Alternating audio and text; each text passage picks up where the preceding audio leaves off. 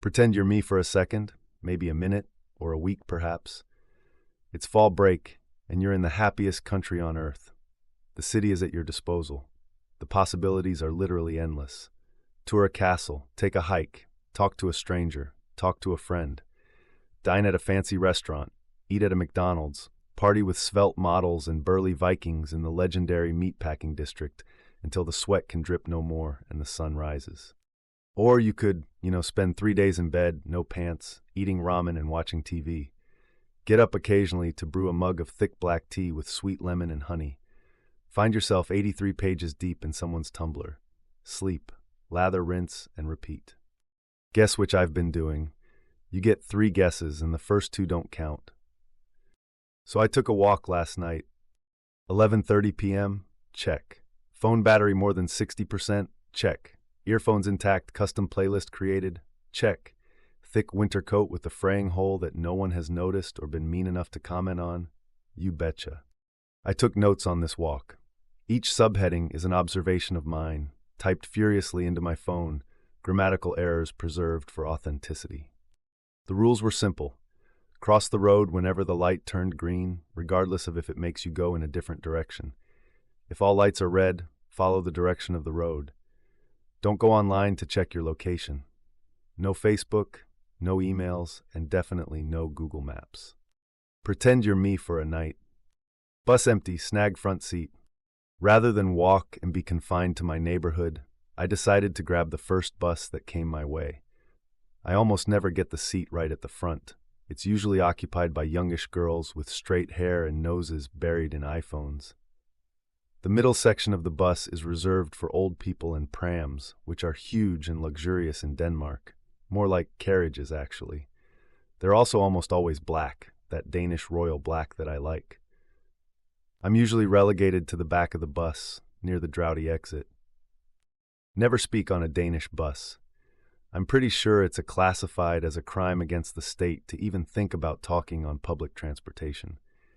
If you ever have to take a phone call on the bus, be prepared to receive numerous death stares from Vikings.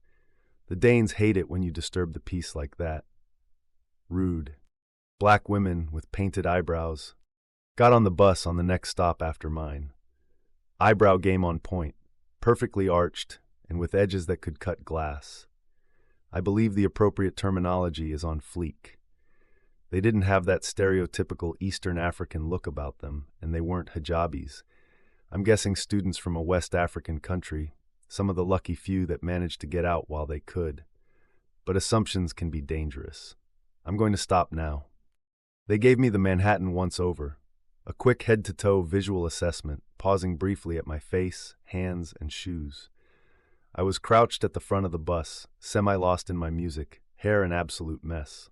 They proceeded to the back of the bus in a flurry of miniskirts and leather jackets. Street lights all lit, evenly distributed. Being first world means having street lights that actually work and stay lit all night, not just another money laundering scheme that fails once a new administration comes into power and the thieves run to Paris or Atlanta to spend their stolen millions. All the streets are lit, quite brightly so, especially in the city center where I am.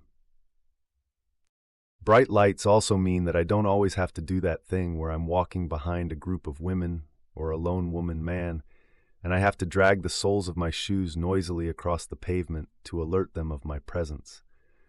It's something I learnt on walks back to my dorm from the library at school. Apparently I move like a ghost, and that frightens some people.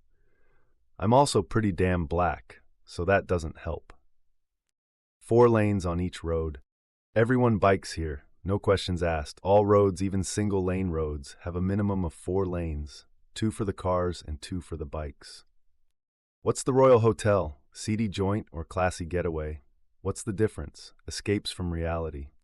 It had a red fluorescent tube sign which screamed unchanged sheets, flickering lighting, John leaves wad of cash on the nightstand next to the half-finished pack of cigarettes, type of hotel. You know the kind. But it was also called the Royal Hotel. That's a pretty classy name. The lobby was empty, so I couldn't see the clientele. Polished marble floors, though, so I'm going to go with classy getaway.